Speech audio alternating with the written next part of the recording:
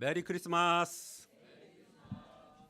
네, 오늘 성탄 1강 말씀의 제목은 은혜를 받은 자입니다. 요절 말씀을 한번 읽어보겠습니다. 28절. 자, 28절 말씀 다 같이 읽겠습니다. 시작. 그에게 들어가 이르되 은혜를 받은 자여 평안할지어다 주께서 너와 함께 하시는도다 하니. 오늘 말씀은 마리아가 하나님께로부터 큰 은혜를 받는 말씀입니다.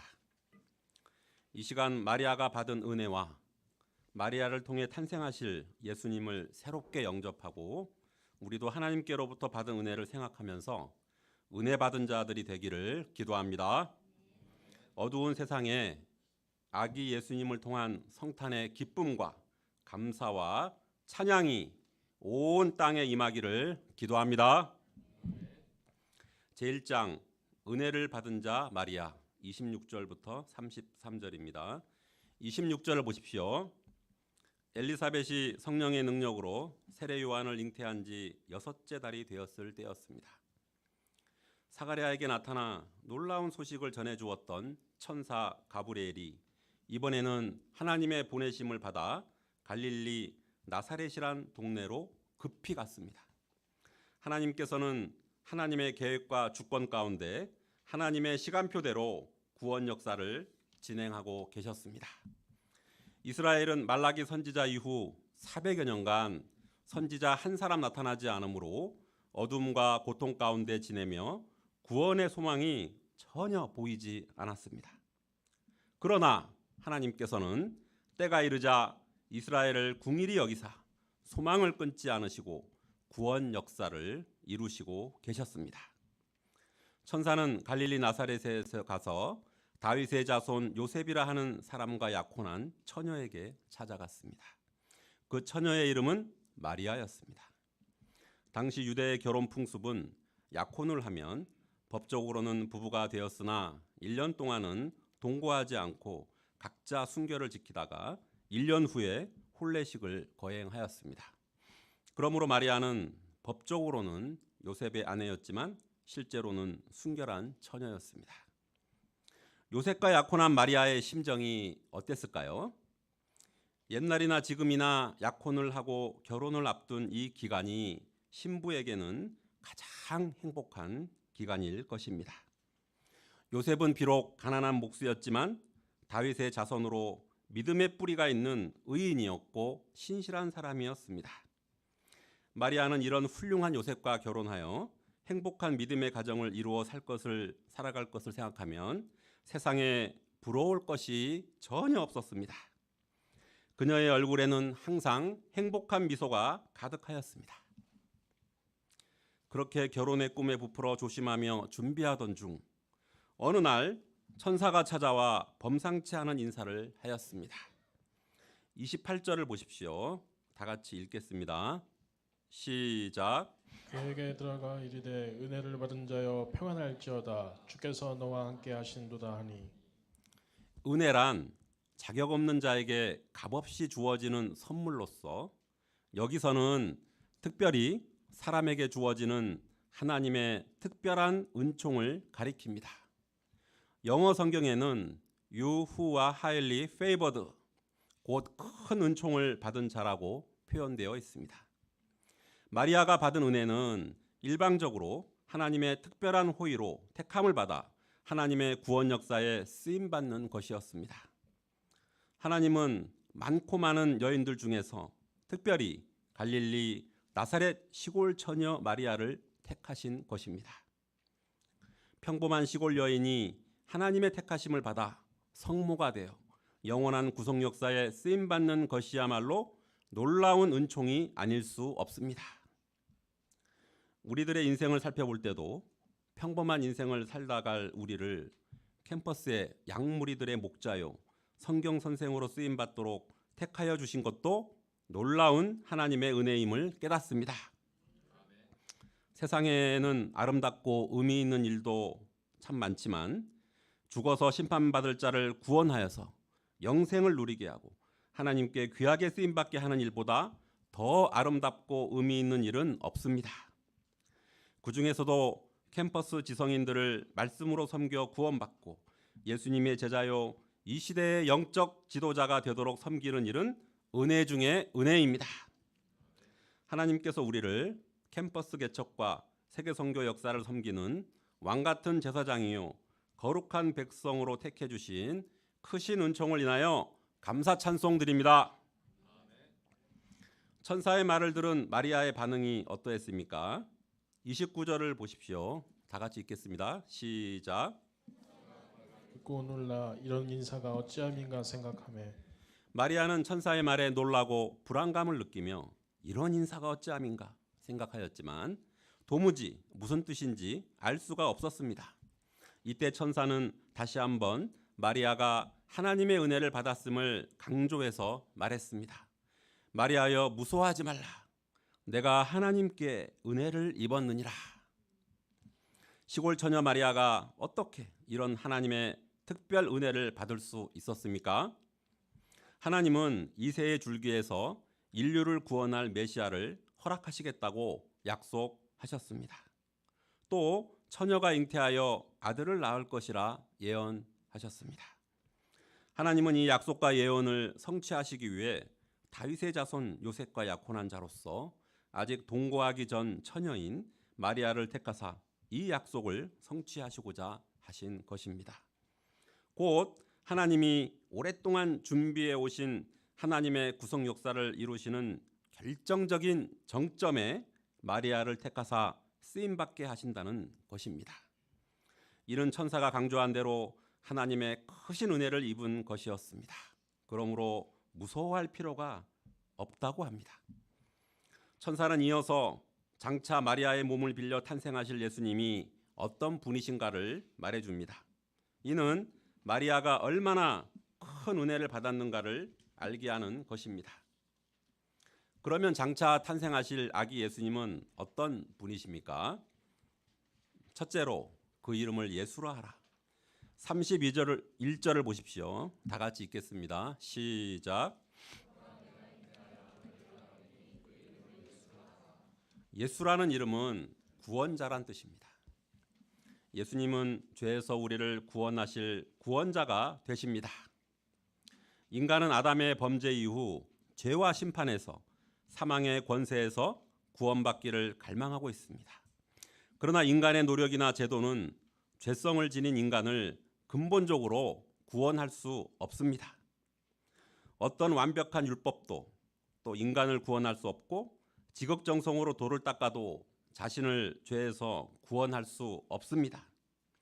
다만 십자가에서 목숨 바쳐 우리 대신 죄의 값을 담당하신 예수님을 통해서만이 우리를 구원하실 수 있습니다. 둘째로 그가 큰 자가 됩니다. 32절 상반절을 보십시오. 그가 큰 자가 되고 세례 요한은 어디까지나 주 앞에서 큰 자였습니다.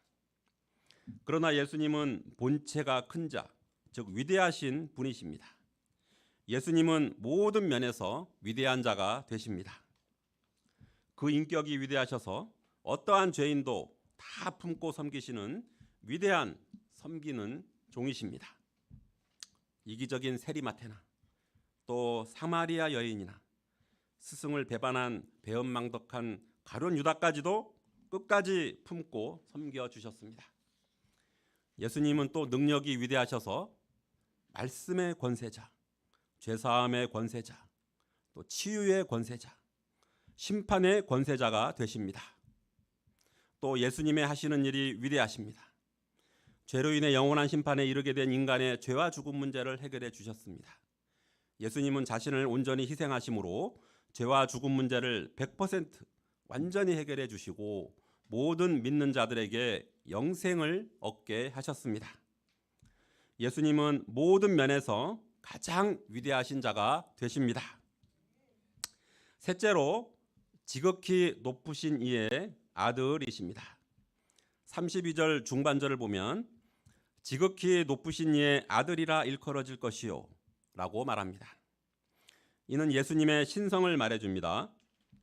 사람들은 예수님을 목수의 아들 나사렛 예수라는 겉모습만 보고 무시하고 배척하였습니다. 심지어 종교 지도자들은 예수님이 자신을 하나님의 아들이라 한다며 신성모독으로 정죄하고 십자가에 못 박아 죽였습니다. 그러나 영적인 눈을 뜨고 예수님을 제대로 바라본 사람들은 한결같이 예수님을 하나님의 아들로 고백하였습니다. 예수님을 직접 체험한 베드로는 주는 그리스도시요 살아계신 하나님의 아들이시니다 신앙 고백하였습니다. 그토록 의심이 많던 도마도 부활하신 예수님을 만난 후 나의 주님이시요 나의 하나님이시니다 고백하였으며 예수님을 십자가에 못 박은 잔인한 로마 군대 백부장도 이 사람은 진실로 하나님의 아들이었도다 고백하였습니다. 예수님은 진실로 지극히 높으신 하나님의 아들이십니다. 넷째로 그 나라가 무궁하리라. 32절 하반절부터 33절을 보십시오. 한번 읽어보겠습니다. 주 하나님께서 시작. 주 하나님께서 그 조상 다윗의 왕위를 그에게 주시리니 영원히 야곱의 집을 왕으로 다스리실 것이며 그 나라가 무궁하리라. 예수님이 다윗의 왕위를 이어받으신다는 것은 예수님이 바로 하나님께서 약속하신 메시아시요 그 왕권의 정통성을 말해줍니다. 예수님은 갑자기 우발적으로 이 땅에 오신 것이 아닙니다. 하나님께서 이미 오래전부터 약속하시고 예언하신 대로 예수님은 이 땅에 다윗의 왕위를 이어받은 왕으로 오신 것입니다. 다윗은 하나님의 마음에 합한 왕이었습니다. 그는 마음으로부터 하나님을 사랑하고 경외하였으며 백성들을 공의와 사랑과 평화로 다스렸습니다. 하나님은 이런 다윗의 후손 가운데서 메시아를 허락하겠다고 약속하셨습니다. 예수님은 이 약속대로 다윗의 왕위를 이어받아 인생들을 공의와 사랑과 평화로 다스리실 왕으로 오셨습니다. 이로써 예수님은 구원의 주가 되실 뿐만 아니라 통치의 주가 되십니다. 예수님이 우리를 구원하신 후 우리를 그냥 내버려 두신다면 우리는 구원의 은혜를 감당하지 못하고 다시 죄의 노예로 전락할 수밖에 없습니다. 인간의 행불행은 누구의 다스림을 받느냐에 달렸습니다. 우리가 예수님을 만나기 전 BC 시대에 불행한 삶을 살았던 것도 힘든 환경이나 조건 때문이 아니라 사탄의 다스림을 받았기 때문이었습니다. 사탄은 우리에게 두려움을 심어 진리를 쫓지 못하고 죄의 종 노릇하게 하였습니다. 그러나 이제 사탄의 종된 삶에서 구원을 받고 예수님의 다스림을 받는 참으로 행복한 인생이 되었습니다. 그러나 예수님은 아무나 다스려 주지 않습니다. 예수님은 야곱의 집에 왕 노릇하십니다. 이는 택함 받은 자, 곧 믿는 자들을 다스려 주신다는 뜻입니다. 예수님이 다스리는 나라는 무궁합니다. 또 그 권세는 영원한 권세입니다. 당시 로마는 막강한 군사력과 완벽한 법과 잘 건설된 교통망으로 세계를 지배하였으므로 영원히 망하지 않을 것이라 여겼습니다. 그러나 로마도 도덕적인 타락으로 결국 1000년 만에 무너지고 말았습니다. 한때 영국은 많은 식민지를 가진 대영 제국으로서 해가 지지 않는 나라라고 말하였습니다.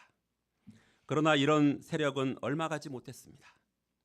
세상 나라는 아무리 그 나라가 크고 강하다고 하더라도 영원히 지속되지 못합니다.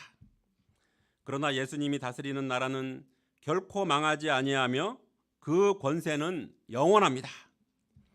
왜 그렇습니까? 이 나라는 십자가와 부활로 죄와 죽음 문제를 근본적으로 해결한 나라이기 때문입니다. 또한 영존하시는 아버지시요 평강의 왕이신 예수님께서 정의와 공의로 그것을 보존하시기 때문입니다. 현재 우리가 평안과 행복과 은혜를 누리는 것은 모두가 이 예수님의 다스림을 받는 은혜 때문인 줄 믿습니다. 우리가 이 땅에서도 장차 예수님이 다스리실 영원한 나라를 소망하면서 하나님의 택한 백성으로서 살게 하신 이 은혜를 잘 감당할 수 있기를 기도합니다. 제2장 말씀대로 내게 이루어지이다. 34절에서 38절입니다. 천사로부터 성탄의 메시지를 들은 마리아의 반응이 어떠했습니까? 34절을 보십시오. 다 같이 읽겠습니다. 시작. 내게 말하되 나는 남자를 알지 못하니 어찌 일이 있으리이까. 마리아는 남자를 알지 못하는 자신의 인간 조건을 바라보았을 때 자신이 하나님의 아들 메시아를 잉태하는 것이 어떻게 가능한지 이해할 수 없었습니다. 이에 대해 천사가 친절하게 설명해 주고 있습니다. 35절을 보십시오. 다 같이 읽겠습니다. 시작.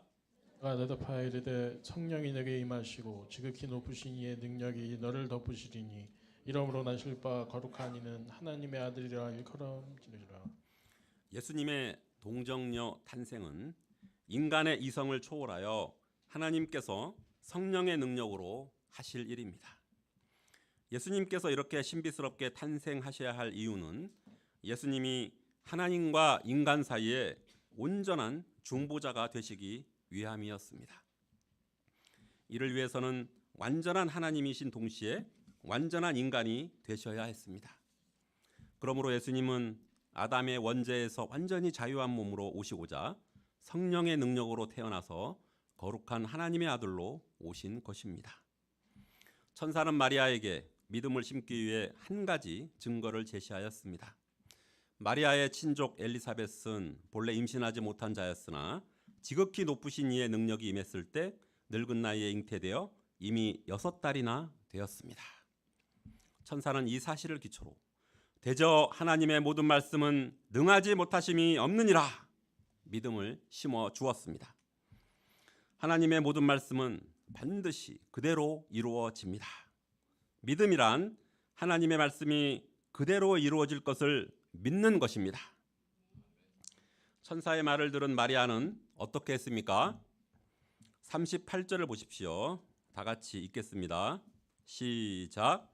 마리아가 이르되 주의 여종이오니 말씀한 대로 내게 이루어지리. 다음에 천사가 떠나가니라. 마리아는 천사를 통해 하나님께서 자기에게 두신 뜻이 무엇인지 깨닫게 되었습니다.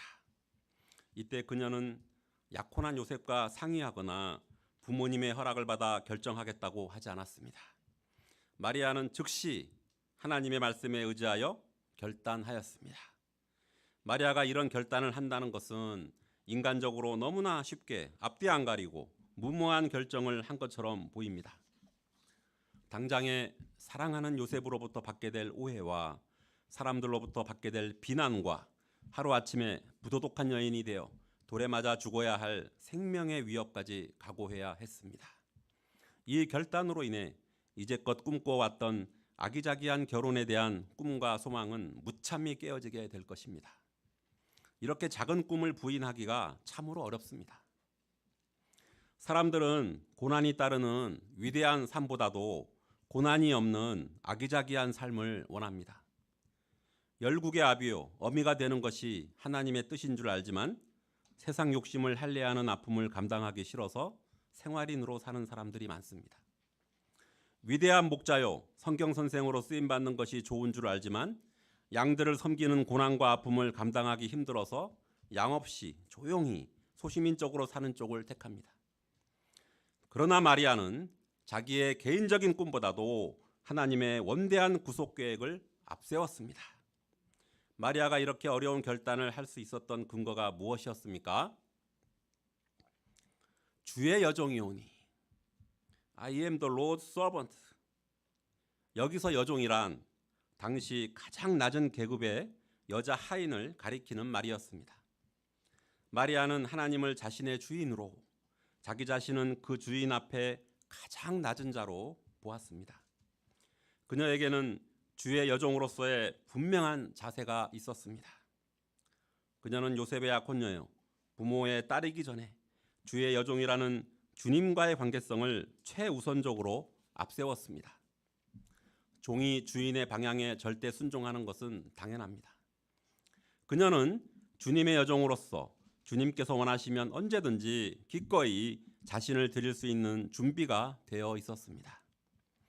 그녀가 결정적인 순간에 이런 결단을 할 수 있었던 것은 평소에 주의 여종으로서 주님의 뜻에 복종하며 주님께 자신을 드리고자 하는 분명한 절대적인 믿음이 있었기 때문이었습니다.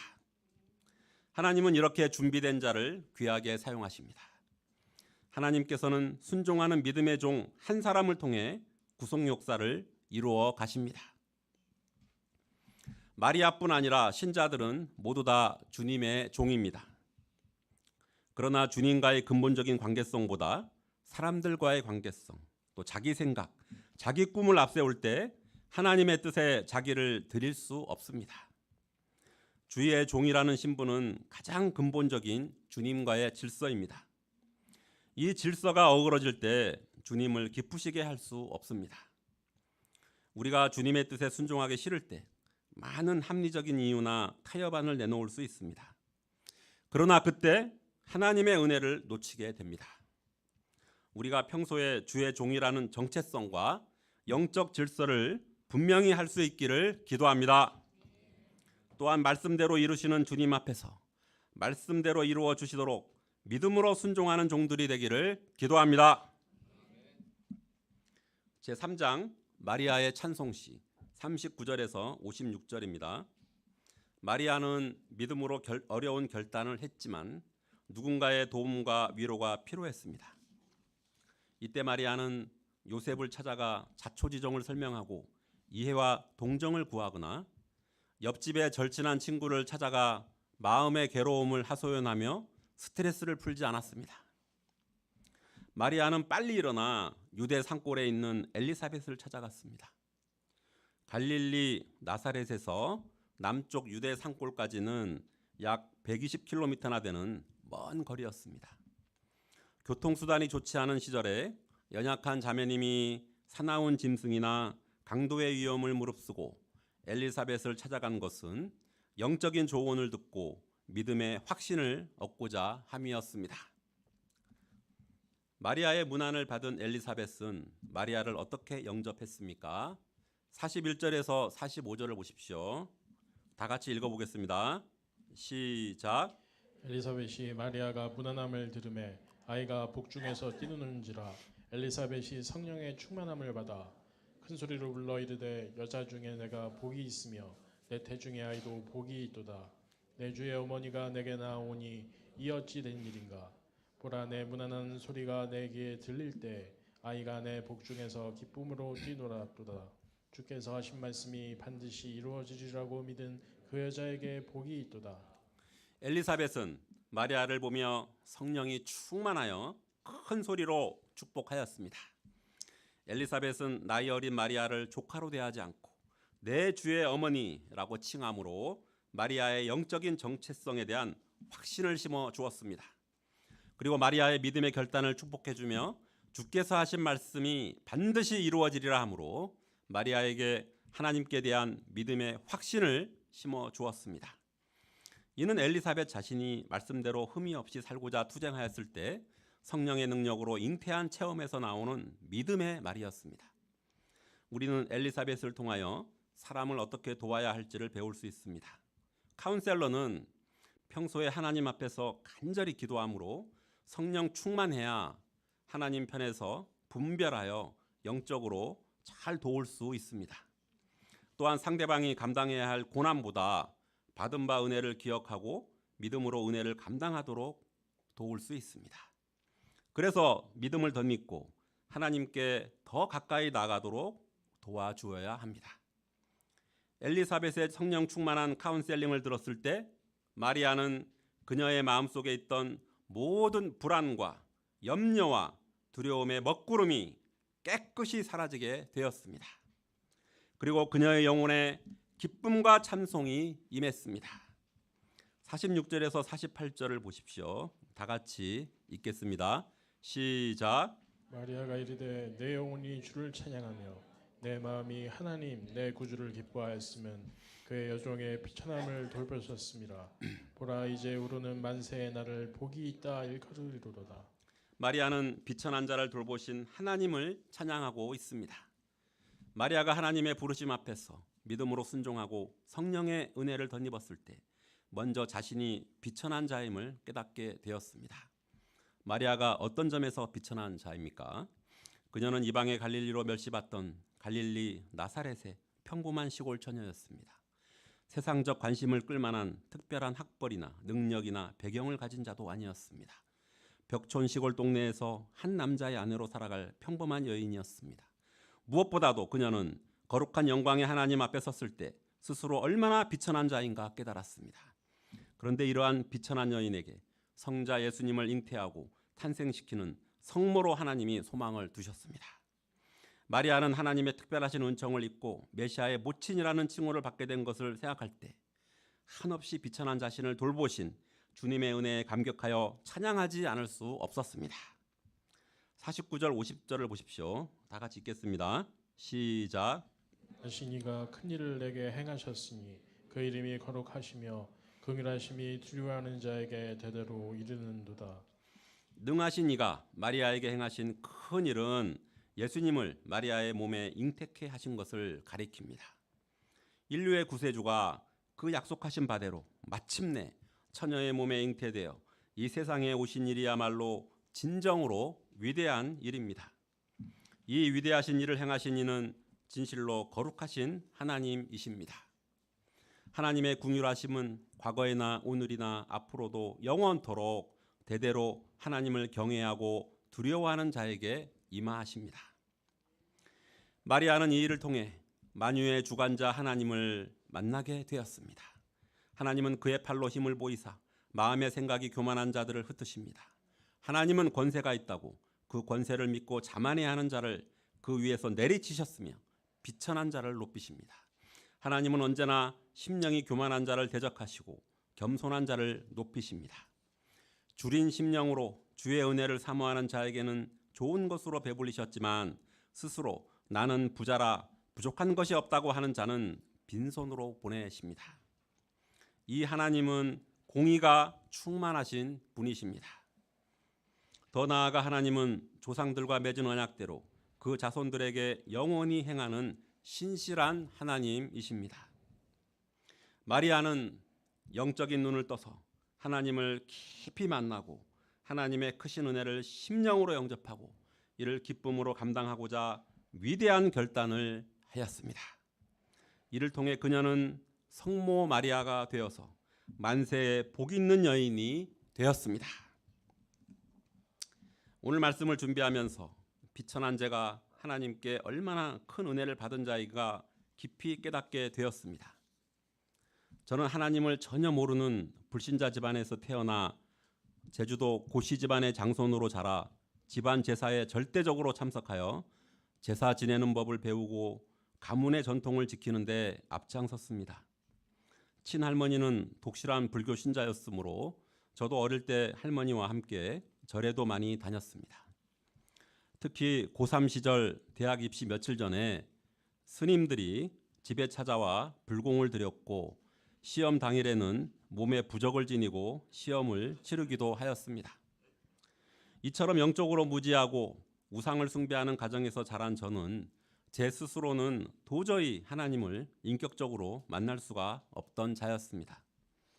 저는 1982년도에 경희 치대에 입학하여 하숙 생활하며 대학의 낭만을 구가한다는 생각에 하루하루 허랑방탕하게 살았습니다.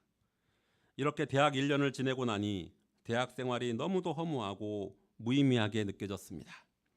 저는 뭔가 제 대학 생활에 새로운 돌파구를 찾고자 하는 마음이 생겨났습니다. 그때 하나님께서는 예과 2학년 1학기 어느 날 목자님들을 통해 캠퍼스 의학관 앞에서 저에게 찾아와 주셨습니다.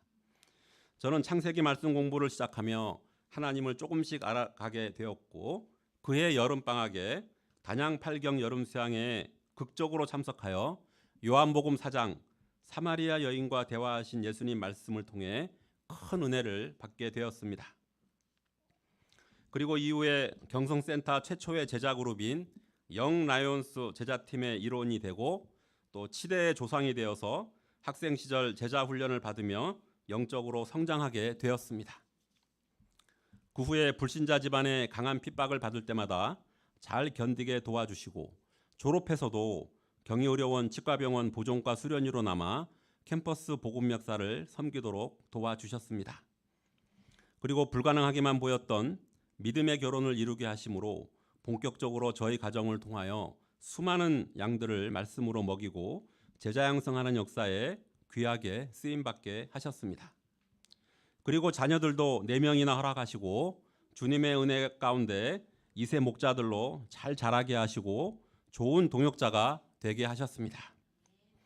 지나온 세월을 돌아보면 하나님께서 비천한 제게 얼마나 큰 은혜를 주셨는가 깊이 깨닫고 감사하게 됩니다. 제가 하나님의 은혜가 없었다면 저의 제주도 치대 8위학번 동기들처럼 제주도에서 치과를 개업하며 하나님을 모른 채 소시민적으로 살다가 죽어 하나님의 심판을 받을 자입니다. 그러나 지금은 천사도 부러워하는 목자요 삼명인으로서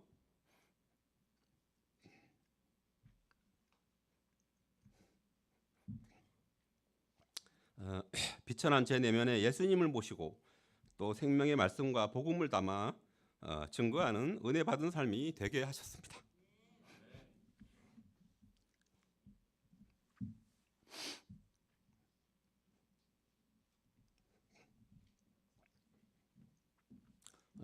제가 이번 성탄 말씀으로 다시 한번 하나님의 은혜를 묵상하며 감사와 기쁨이 충만하게 됩니다. 제가 종신도록 주님의 종으로서 이 은혜를 잘 감당함으로 만세 복받은 자가 되어 하나님께 영광 돌리는 삶 살 수 있기를 간절히 기도합니다.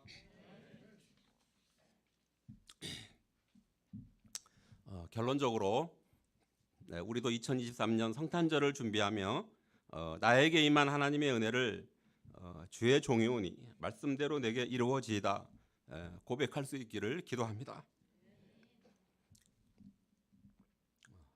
또한 비천한 죄인으로서 구주 예수님의 다스림을 영원토록 받게 된 것이 얼마나 크고 놀라운 은혜인가를 깨닫고 마리아와 같은 기쁨과 감사로 찬양하며 예수님을 전하는 종들이 되기를 기도합니다.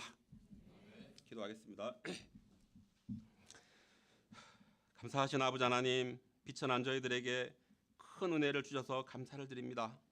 성탄절을 맞이해서 우리가 구주 예수님의 다스림을 받은 것이 얼마나 큰 은혜인가 깨닫고 기쁨과 감사가 충만할 수 있기를 기도합니다.